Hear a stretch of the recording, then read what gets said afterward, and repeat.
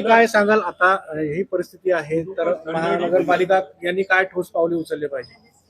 याच्यामध्ये विषय असा आहे की 2014 पासून सातत्याने सरकारी शाळा बंद होऊन राहिलेल्या आहे। याचे खूप सारे निवेदनं देण्यात आले, आंदोलनं झाले, सर्वच झाले, पण याच्यावर जे उपजिल्हा इथं जे शिक्षण अधिकारी आहे त्यांनी कधी त्याच्यावर लक्ष दिलं नाही। आणि त्यांनी ज्या वेळेस आम्ही आंदोलनं केली, त्यांना विचारणा केली, त्यांनी फक्त एकच गोष्ट सांगितली की शाळेमध्ये पटसंख्या नाही आहे, मुलांची संख्या कमी आहे, आणि सर्वात महत्वाचं म्हणजे तो सरकारी शाळांमध्ये टीचरच नाही आहे। अरे पूर्ण जिल्हा परिषदच्या शाळेमध्ये तुम्ही जाऊन पहा, फक्त एक मास्तर असतो, तोच जिल्हा प्रमुख राहतो, चपरासी, आणि बस 2 लोक ते शाळा चालवतात। अशा पद्धतीची तुमची कार्यप्रणाली आहे, जेव्हा तुम्ही शासन म्हणूनच काही लक्ष देत नाही त्याच्यावर।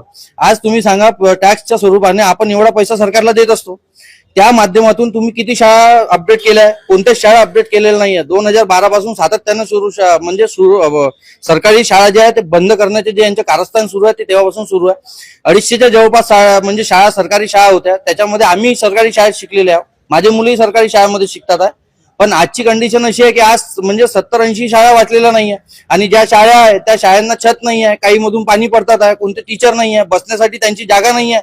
आज शाळेत शिकायला जाणारे जे लहान लहान मुलं आहेत ते पाणी तिथं बाल्टीमध्ये जमा करतात, टेबल नाही आहे, खुर्च्या नाही आहे, चटाईवर टाकून बसतात।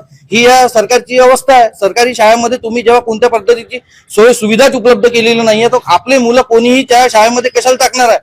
जेव्हा तुम्ही प्रायव्हेट शाळांना तुम्ही पैसे घेता, सर्व करता, आज यांना सरकारी शाळा फक्त यासाठी बंद करायची आहे का ज्या भूखंडावर सरकारी शाळा आहे ते भूखंड क्लिअर करायचे आहे, आणि ते आपल्या यांनी जे पोसून ठेवलेले यांचे जे ठेकेदार आहे, बिल्डर आहे, यांच्या घशात ते टाकायचे आहे।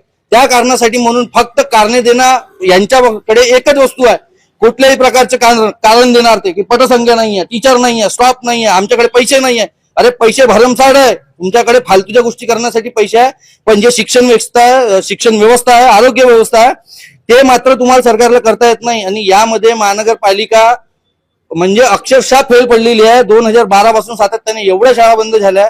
आजही ज्या गरीब मुलांच्या आई वडिलांकडे पैसे नाही आहे, जे रिक्षा चालवतात, हातमजुरी करतात, त्यांचे मुलं आजही सरकारी शाळेत जातात, चांगले टक्के घेतात, आणि ज्या वेळेस त्यांना चांगले पर्सेंटेज टक्के मिळतात, पण पैसे नसतात त्यांच्याकडे, कारण सर्व महागडे कॉलेज आहे, म्हणून ते पोरं आज तुम्हाला जर पाहिलं तुम्ही तर शिकले सवरलेले एज्युकेटेड पोरं, कोणी टपरीवर आहे, कोणी कशावर आहे, सर्व काम धंद्याला लागलेले आहे, कारण यांचं शिक्षण पूर्ण झालं नाही। त्याला जबाबदार आपली शिक्षण व्यवस्था आहे।